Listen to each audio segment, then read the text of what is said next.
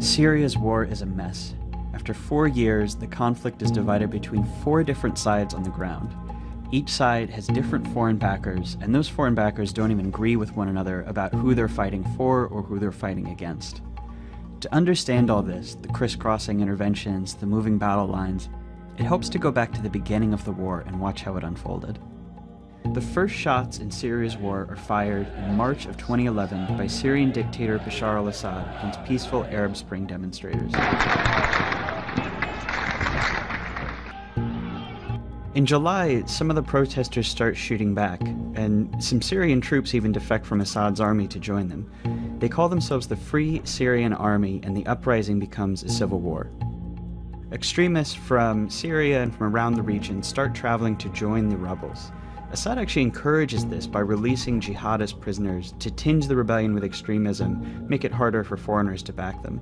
In January of 2012, Al-Qaeda forms its new branch in Syria called Jabhat al-Nusra. Also around then, Syrian Kurdish groups who've long sought autonomy take up arms and de facto secede from Assad's rule in the north. That summer is when Syria becomes a proxy war. Iran, which is Assad's most important ally, intervenes on his behalf. By the end of 2012, Iran is sending daily cargo flights and has hundreds of officers on the ground. At the same time, the oil-rich Arab states on the Persian Gulf begin sending money and weapons to the rebels, mainly to counter Iran's influence and mainly through Turkey. Iran steps up its influence in turn in mid-2012 when Hezbollah, which is a Lebanese Shia group backed by Iran, invades to fight alongside Assad. The Gulf states respond by sending even more money and weapons to rebels, Saudi Arabia really leading the effort at this point, and this time going a lot through Jordan, who also opposes Assad. And by 2013, the Middle East is divided between generally Sunni powers on one side supporting the rebels, and Shias on the other side supporting Assad.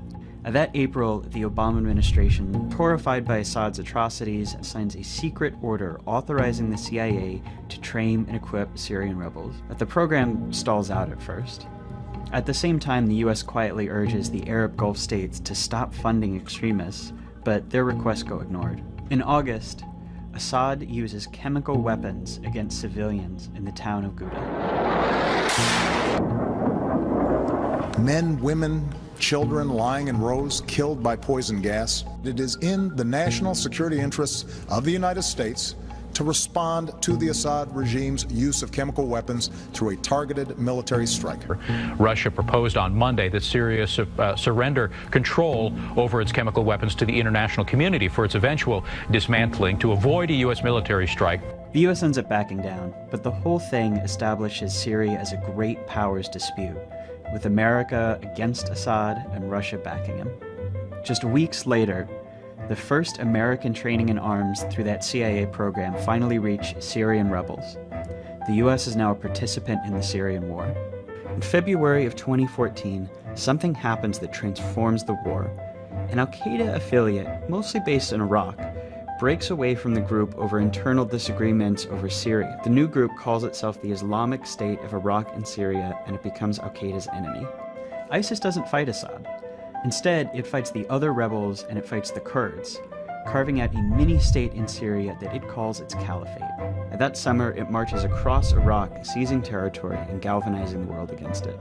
Then, in September, almost exactly 1 year after it almost bombed Assad in Syria, We're moving ahead with our campaign of airstrikes against these terrorists, and we're prepared to take action against ISIL in Syria as well. that summer, the Pentagon launches its own program to train Syrian rebels.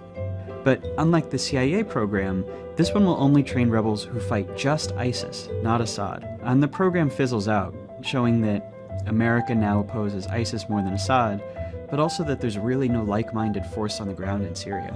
In August, Turkey begins bombing Kurdish groups in Iraq and in Turkey, even as Kurds are fighting ISIS in Syria. Turkey also doesn't bomb ISIS in Syria. All of this deepens tension with the US over this question of whether they need to treat Assad or ISIS the primary enemy, and creates a lot of confusion among the Kurds about where the US stands. Now, Assad has been losing ground all this time, to ISIS, to the rebels, and in September of 2015, Russia intervenes on his behalf. Russia says it's there to bomb ISIS, but in fact it just bombs the anti-Assad rebels, including some rebels who are backed by the US. So as it stands now, There are lots of different groups and outside countries involved in Syria's war, and even among allies there are big disagreements about who their enemies are, who to support, and how to do it. And those contradictions are a big part of why, for this war, there is just no end in sight.